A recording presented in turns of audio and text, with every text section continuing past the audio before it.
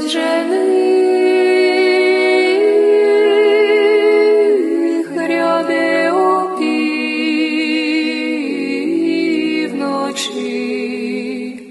і блажен раб, що його заслони від несплячим,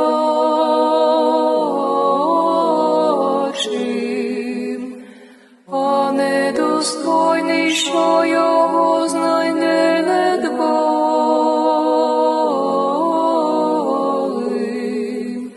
Гляди, Отже, душе моя, сну не піддавайся,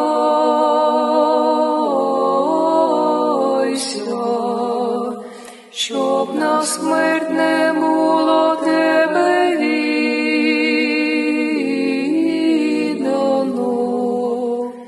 і щоб поза царством тебе